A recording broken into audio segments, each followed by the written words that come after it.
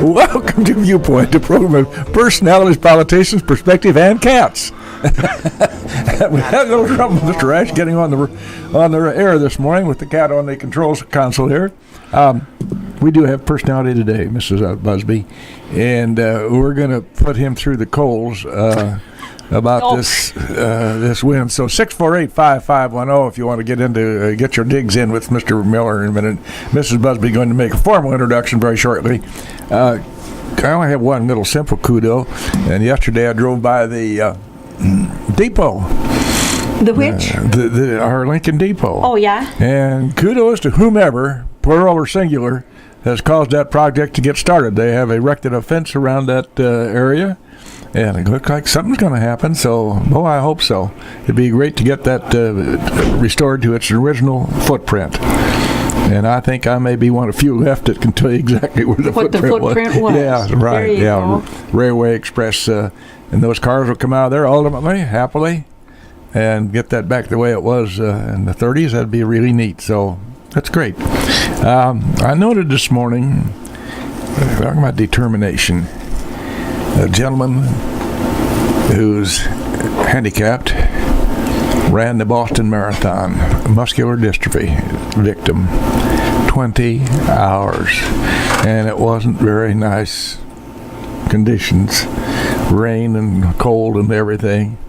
That this gentleman, he comes from Venezuela, and he's run other marathons, and I noted that this morning, and I thought, boy, you talk about John Wayne's true grit. There's a guy with true grit. And one other just kind of off-the-wall type thing, Mrs. Busby. Do you recall, I'm sure you do, when our scientists deregulated Pluto and it's no longer a planet? Yeah, right. You remember all that. I know. That you got that in Astronomy 101. Well, up the street there in the streeter, we have a representative who's introducing legislation to get the scientists to rename the planet Pluto as a planet. Now, it occurred to me that I had heard, by way of reading a couple of things, that the state of Illinois is in pretty bad shape. No. I read that. You can take it to the bank. That's what I read. Wonders never cease. And so it occurred to me, gosh, with all of the troubles we have, what the hell are we doing worrying about renaming an object floating around out there as a planet? Tells me where some people's values are. Well, I'll tell you, great minds run on the same channel, because when you said that, that was my first reaction, was why, with all the troubles there are in the world, are we worrying about what we're going to categorize Pluto as? Well, somebody might want to weigh in on that. 648-5510. Somebody might be offended. Tough rocks. Why don't you give it? He's not very well known in the community, but nobody likes him now these last few days. So why don't you go ahead and introduce him? So we can beat up. So let's go beat up on him. Friday. You know, if you hung your wash out Monday, it'd liable to end up in Beeson. Right? Pretty much. It's been pretty windy. Well, pretty windy is putting it very mildly. Yes, it has. You know, I can see why they want to build these wind farms all over here. Holy Friday.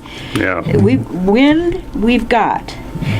In abundance. And another thing, apparently, we're going to have, I'm judging by your comment immediately before we went on the air when you said, I hope nobody's planted their tomatoes yet.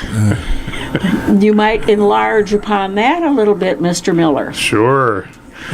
Yeah, it's the wind that we have had the last few days.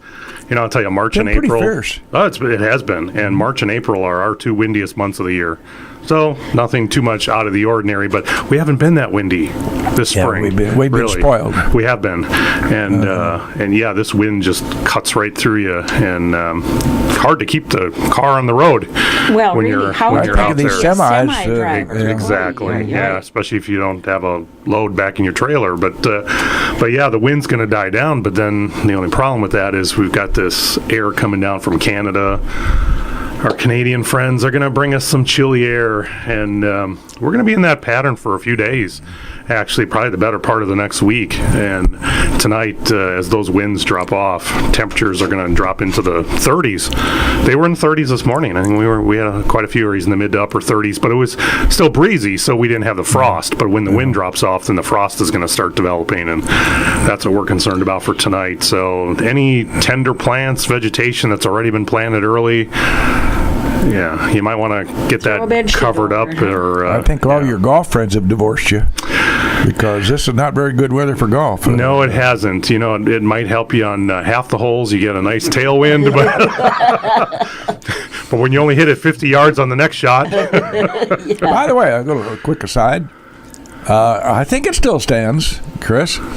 But at one point in time, some 70 years ago, I had the record on a golf course in France for having the longest drive. Is that so? I think it still stands, because I sliced the ball over into an open gondola car as the train was going through the golf course. and it rolled into that car, and I said, boys, that'll be the longest drive I ever hit on this course. Good grief. So, when does this unpleasantness begin to thin out, and we get back to what we're hoping for, Chris? Well, it's going to be a little bit yet. We had some really nice temperatures. In fact, so far, if you look at the last 3 weeks or so, we've actually been 4 or 5 degrees above normal for where we would be this time of the year. And we've had quite a few days in the 70s, and I think we've even hit above 80 a couple of times. And so that's why, we get into this windy condition with the 60s and lows in the 30s and 40s. It is cooler than normal, but we're going to get back up as we get closer to the end of the month, and especially but the soil first of May. temperatures, Mr. Miller, we got a lot of our farm friends have got a lot of corn in, some all of it corn. Yeah. Soil temperatures and soil moisture is actually hanging in there. It's not too bad for this time of the year, especially those first 4 inches, 8 inches. We've got some.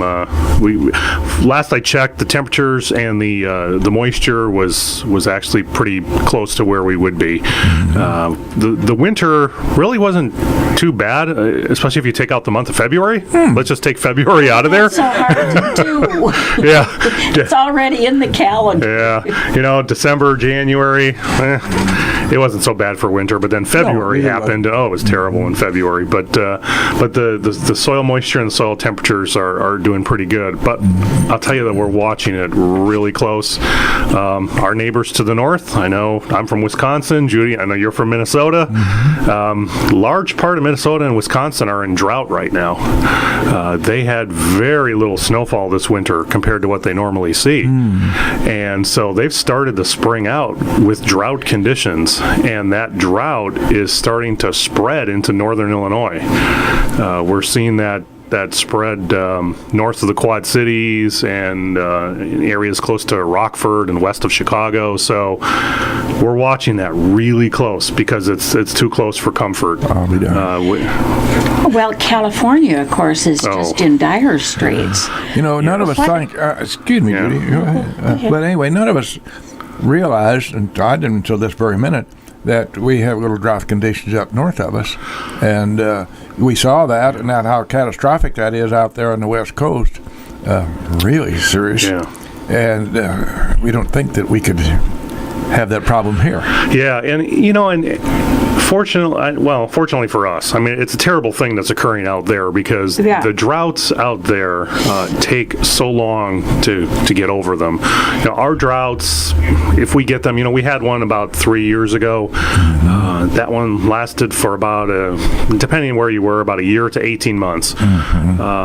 Which, it could spill over into 2 planting seasons, but out there, their droughts go on for 5 years, 10 years, and they're sort of just right in the middle of it right now, so they've got a long way to go. It's really hard to break a drought out west, because, let's face it, anything west of the Rockies and south of there is pretty much desert anyway. Yeah. You have your valleys, you have your lush valleys in California and on the coast of Oregon and Washington, but the vast majority of California is mountains and desert, especially Southern California, so where you typically don't have water there anyway. But with people living out there, they're draining a lot of water out of the area, rivers and reservoirs, and there are battles going on out there with water. But our droughts typically don't last that long. Even the 30s, when we were in the Dust Bowl and we had the droughts, we did have 3-4 years of drought, and then it broke in the mid 30s and then came back again a little bit after that. We had a year or two before 36 where it wasn't so bad.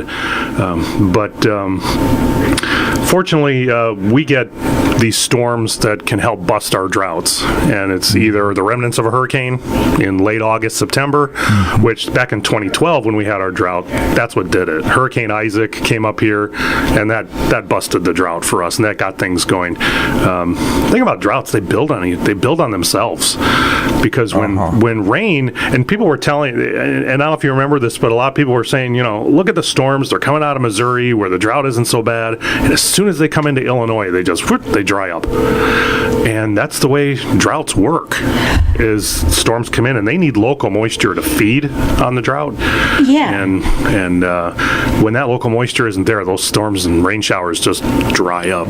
So it's kind of self-perpetuating. It really is. Droughts definitely are self-perpetuating. But once you get something to break that drought, a nice extended period of steady rain, then that's gonna break through it. And we get that a lot more than what they get in California, because I'm afraid what we're going to see out there is active fire season. Already they're getting fires in parts of Southern California, but when they do get the rains, everything from the fires and the drought is so dried up or burned from the fires. Here comes a flood. Here come the floods and the mudslides. Right. So it's just it's tough out in that part of the country. I Makes feel you glad for the you live folks. in Illinois, doesn't it? Absolutely. Yeah, I mean, we got that big moisture source, the Gulf of Mexico. That's what keeps us going here. So. You talk about the droughts in Minnesota and Wisconsin and leaking down into Illinois. With all the lakes that there are up there, you'd think that would give some native moisture that might draw the rains. How come that doesn't work? Yeah, we off the Great Lakes, you need to have perfect conditions to be able to get snow or rain lake effect off the Great Lakes. Michigan, they're surrounded by Great Lakes, so they're constantly getting it's pretty rare to see drought into lower Michigan. But when you're talking Minnesota, Wisconsin, you have to have a long period of winds coming from the northeast off of Lake Superior or Lake Michigan, and northeast winds just don't hang around very long. The primary wind direction up there is typically from the west or the northwest, and then south winds, and that's not going to bring anything off the lakes. So plus you have to have just the right temperatures. I mean, the water temperature is extremely cold this time of the year over the lakes, and you remember that? Yeah. And in order you really have to have warmer water on the lakes to be able to get that lake effect. Rain or snow. So yeah, you would think these huge bodies of water, especially Lake Superior, would help, but it really doesn't. And all the inland lakes in Minnesota, the land of 10,000 lakes, a lot of lakes are pretty small, and they literally have no effect. Name by George. Oh, they do. They all have names, yeah. But they don't have any effect really. We have a lot of folks who are gardeners, some real true gardeners, and some kind of a little bit of an avocation with them keeps them from going to old Joe's and gardening instead. But those folks are anxious to get started, and some already have gotten a start. Sure. Where are they in the timeline as far as just by your leave gardening in the backyard is concerned? Sure. Yeah. In fact, I'm trying to get a garden going myself, and some of the hardier plants, and I'm thinking of some of the ones I have in my yard, the hostas and stuff like that.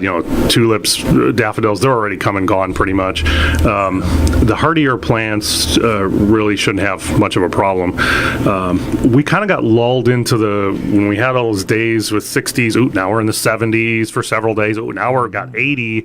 Hey, the tomato plants have been growing inside. Let's stick them outside. Take them out put them in natural light. It really is still a couple weeks early yet. Around here, I know the growing season zones changed, but just the weather pattern we're in now, anything that got planted outside early, like I said, specifically tomato plants. Tomato plants are not the hardiest of plants, especially when they're early in the growing. And we're looking at temperatures in the 30s and lower 40s. Yeah, it's a little bit too early for that. Still 2 weeks early, so I'd hold off until that first part of May. How about flower seeds? Flower seeds, our soil temperatures are hanging in there. The only concern I would have is if they germinate real quick, by the time you got the young flowers starting to come up, it still might be a little bit too chilly. So I would wait just a little bit yet before we get those in. Yeah, early May or those late next week. As we get into the latter part of April, because it does look like our weather pattern, at least some of our projections are indicating that the weather pattern is going to shift, where we'll get into back to the warmer. Well, would you please, speaking of the word pattern, explain the difference between the pattern and the European pattern? And they vary by a couple of digits, and I don't understand that for nothing. Right. Well, when the meteorologists talk about, when we're talking about weather patterns, we're talking about where's our weather coming from. And I think what you're referring to is what we call our models, or our computer projections. Here in the United States, we have a number of models that the National Weather Service we use. The European Meteorological Agency, and there's one in the UK also. They run their own models. There's a Canadian model that we can look at their model runs for the United States. And, there's during certain times of the year, the European model does a really good job forecasting our weather. During other times of the year, the American models do a better job. So it all has to do with, the computing power and how fast the computers are processing all that tons of information. So, which brings to mind, Chris, how much of an interplay is there between here and domestic weather stations and those abroad? I'm sure there's a constant interplay there to keep each other advised. Oh, absolutely. In fact, between the United States, we have agreements with many other countries, and there's actually something called the World Meteorological Organization, the WMO, and what we do is basically, political information, that's all put to the side. We're sharing scientific, temperatures, rainfall, snowfall, what's been occurring in your area, because weather's a global thing. Right. Well, our weather next week is, somewhere in Eastern Asia right now, and eventually going to get here. So, yeah, we share a lot of information. And well, you shouldn't have to fight about that, would you? Oh, no. And in fact, we share resources as well. There was a case where our satellites sitting, 26,000 miles out in space, looking at at the clouds, one of our satellites failed, and we had a new one up there that we had to take out of orbit. And it takes a few days to do that. Well, we weren't going to have very much coverage on the eastern half of the U.S., which is our area here, and so we got help from the European meteorological folks. They slightly moved one of their satellites over so that they could get a better view at the eastern U.S. It's kind of remarkable to think they could do that. Let's move Pluto over a few yards, and we're going to take a minute for a break, and then we want to get back. We want to talk about our weather station right here in Logan, of which we're very proud. So, Mr. Ash, whenever you're ready, sir.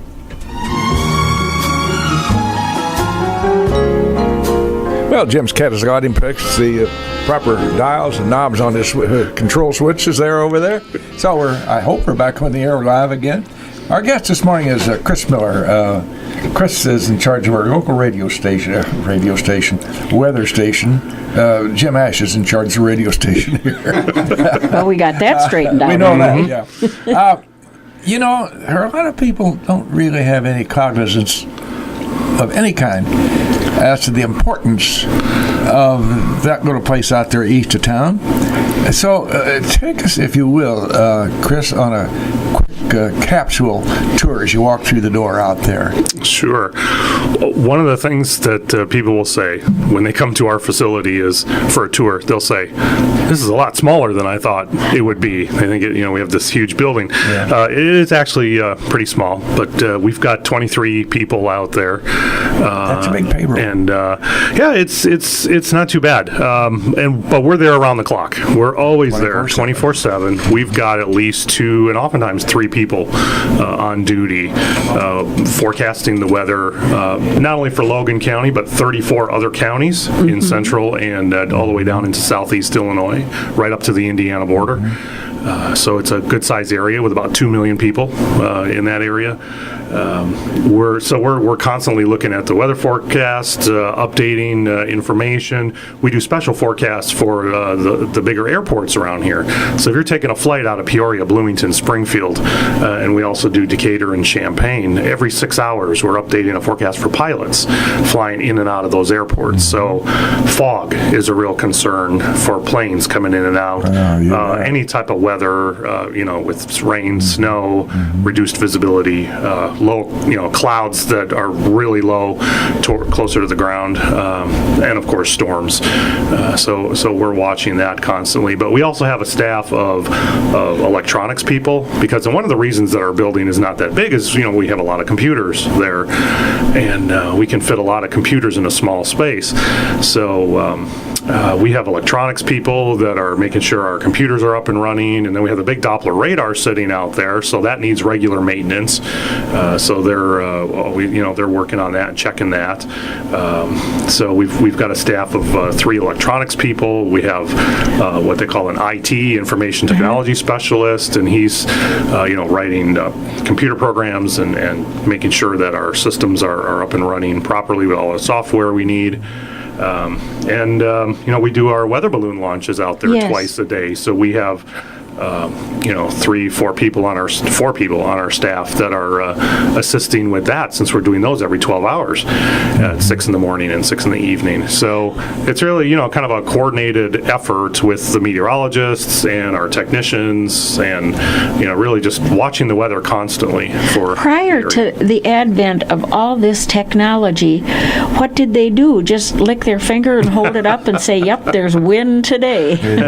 It wasn't as easy, I'll tell you that much. No, and the forecast was not near as accurate at all. Back in the day, the weather forecast for Central Illinois was pretty much look at the weather map and say, what's occurring out in Omaha or Kansas City today, and that's what's going to be here tomorrow. We did our weather balloon launches. We've been doing those here in Central Illinois since the early 50s. Actually started out doing those around Chanute at the old Air Force Base out there. At my old home. Yeah. So,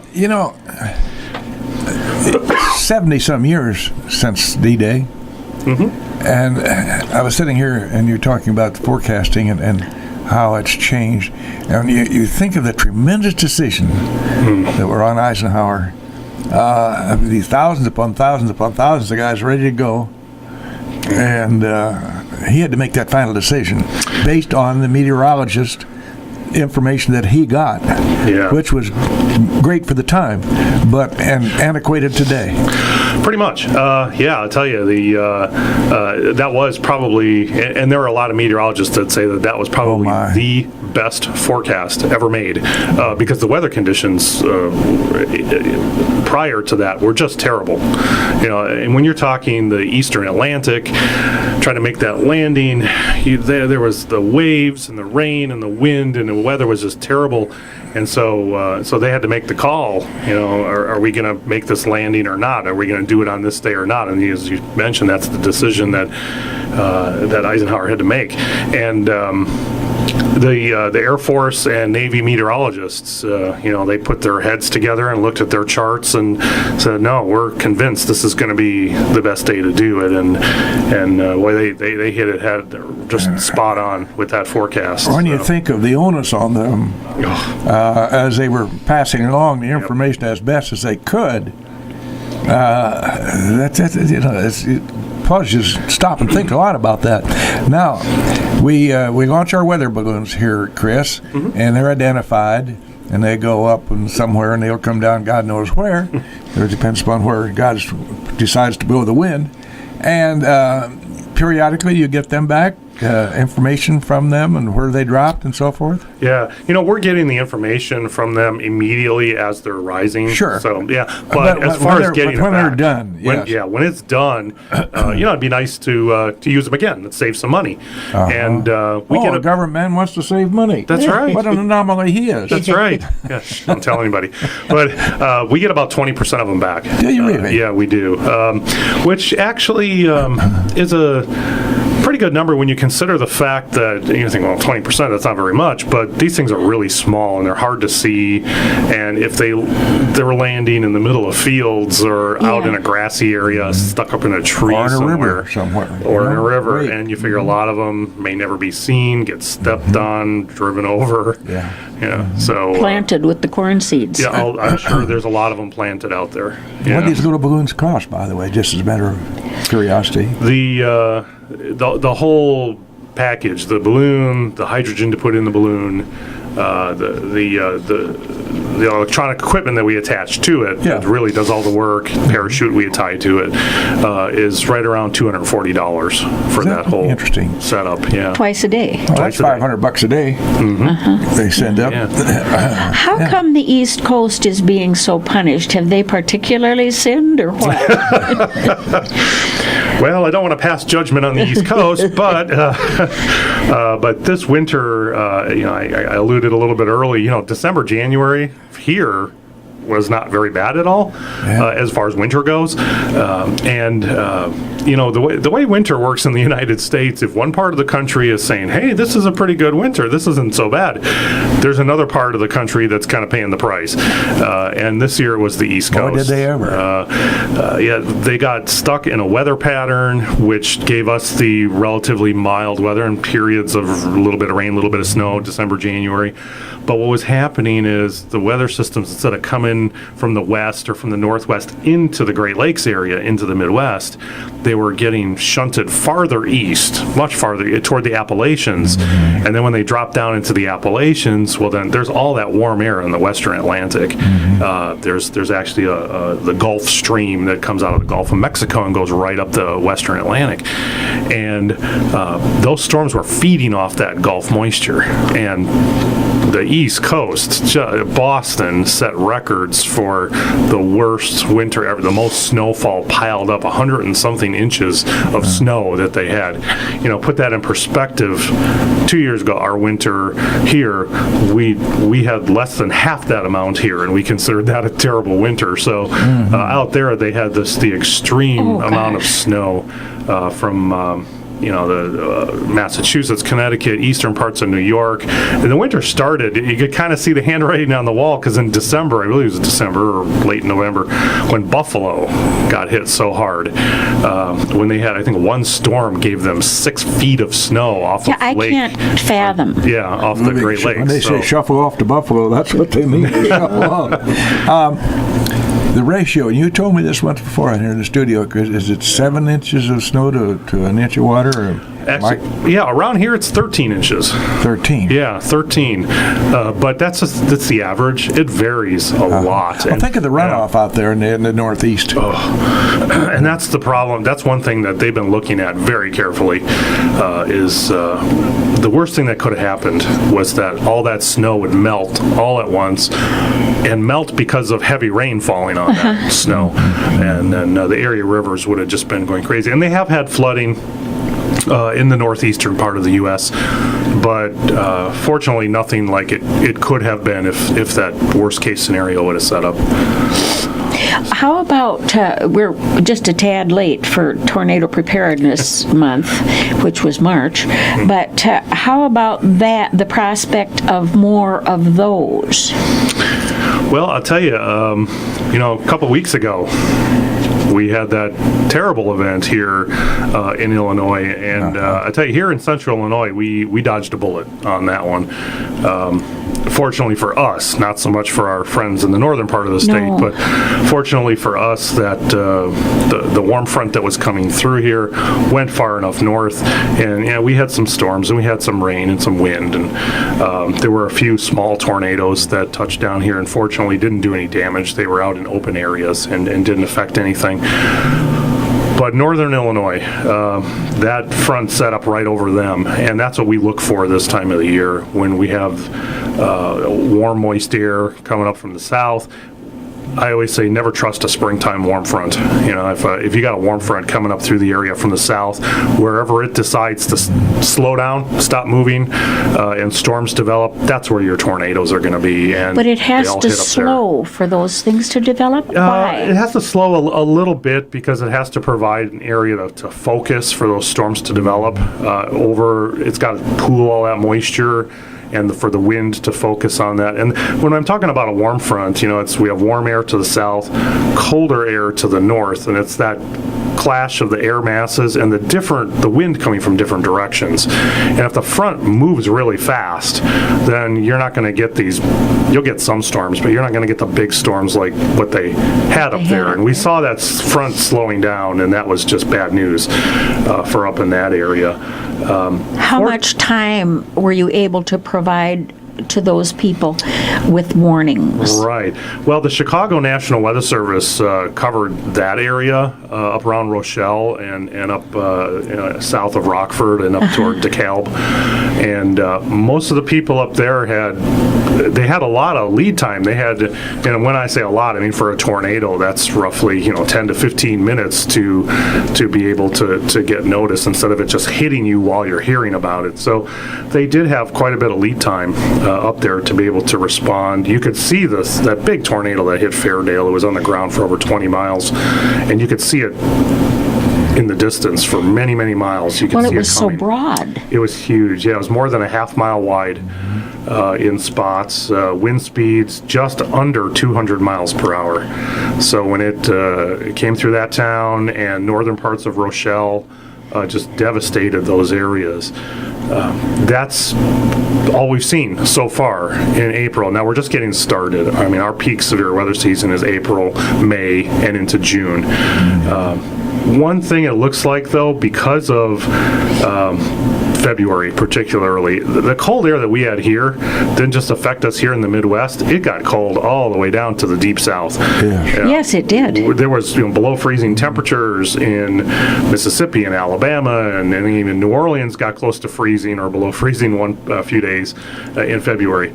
And what that did is it really cooled off the water in the northern part of the Gulf of Mexico and cooled off, the cold air stayed down there for so long that some of the air temperatures, land temperatures in the deep south really chilled, much cooler than normal. That's good news for us because our severe storm season actually is either going to be much less than what we typically would see or pushed back later, like into May and June. And what we're seeing is just over the last few weeks, we're seeing more of the strong and severe storms in the southern U.S. We typically see that from February into the first part of March, not April, getting close to May. So for us, yeah, we had that event 2 weeks ago, and that was a strong storm that came out, and just the perfect conditions came together. But right now, it doesn't look like we're going to see a whole lot more of that early in the spring season here. I would be expecting to see more of that later May and especially during June. So that's just what we've seen in the past with that type of a setup. So we mustn't get too cocky because it could come yet. It could come yet, and usually it does. Here in the state of Illinois, every year we see just under 50 tornadoes every year. We've had 11 so far in the state. 7 of them were in northern Illinois. No, actually 9, I'm sorry. 9 tornadoes, and we had a couple here in central Illinois. But nothing around the St. Louis area, nothing down toward southern Illinois, your Carbondale, Cairo areas. We haven't had any, knock on wood, severe storms down that way to produce tornadoes. So are we not later. The tornado belt we are. Here? We are. We're not only in part of the tornado alley, tornado belt for the United States, coming up out of Oklahoma and curving around into Illinois.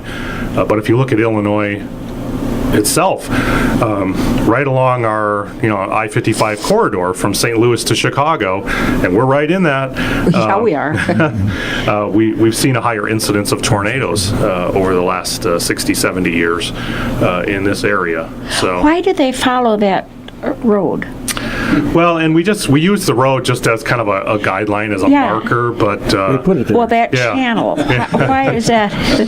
that's something that we're trying to research and figure out why that is. Why do they set up there? A lot of it has to do with where thunderstorms first develop, and then when they get to the part where they could become tornadic, they tend to develop in eastern Missouri, western parts of Illinois, and by the time they get here, it's that time of the day when it's a little bit warmer, a little more humid. Conditions are ripe. And so we tend to see that from here over toward Champaign and up into the Chicago area more than any other part of Illinois. Chris, we have our airway traffic controls spaced all over the country, and they hand off from one to another, and that's how that operates. And you hand off your weather information to satellite stations around. How does that work, sir? Yeah, absolutely. In fact, we have storms, in central Illinois that are going to move into northeast Illinois. We have the good old-fashioned telephone. We pick up the phone, call the weather office in Chicago, and we tell them, here we give them a briefing, and we'll say, okay, this is what that storm is doing. This is what it's done here in central Illinois. It's moving toward your area. Same thing when they're going west to east into Indiana. We'll call the Indianapolis office. If they're busy and their phone lines are all swamped, we have other backup chat software and other things that we can use to make sure that they get the message. But they watch pretty close too, just like we do. When storms are coming out of the St. Louis area, we're watching their warnings and we're watching what those storms are doing. So when they come up in here in central Illinois, we have a history as to what this storm has done. So yeah, we're passing off storms just like the air traffic controllers pass off airplanes. How far will a storm actually travel on average?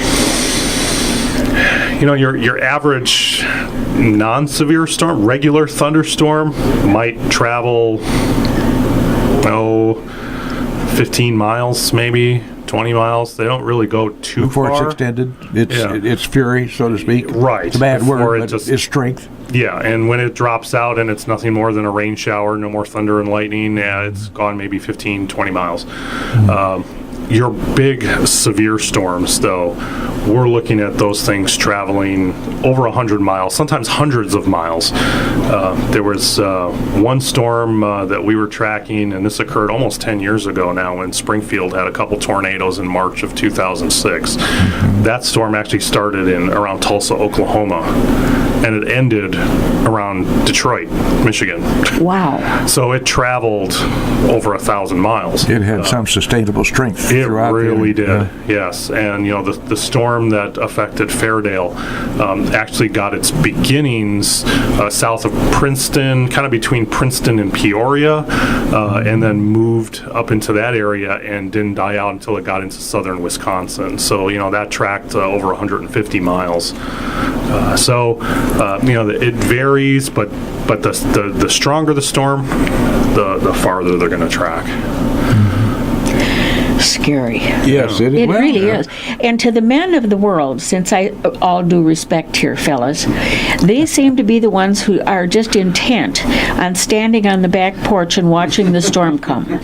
Women generally go to the basement like they're supposed to. Well, I have a lot of videos, especially from the tornado that affected Washington, Illinois, a year and a half ago, where the men are taking the video and they're yelling at their family, "Get in the basement."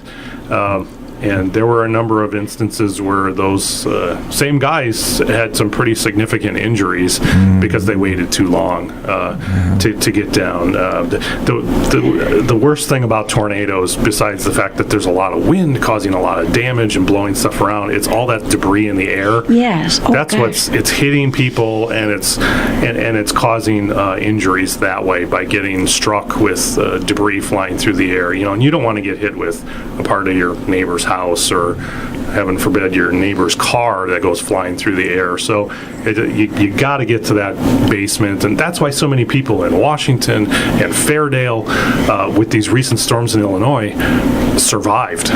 Because they did the right thing. They were some of the most intense tornadoes you can get, and they survived because they listened to the warnings and they got to their basement before it hit. That would be a good way to watch from which to sign off. Chris, we always appreciate your taking your time up here. Our guest this morning has been Chris Miller, the guy who gives us all the bad wind. We'll call him Windy. On Route 10 East, yeah. Now, Chris is the meteorological John Fulton. Yes, that's right. We do appreciate your time with us and sharing your knowledge. My pleasure. I was thinking how weather can change. I recall when I was in Wichita Falls, Texas, in the Air Corps one time.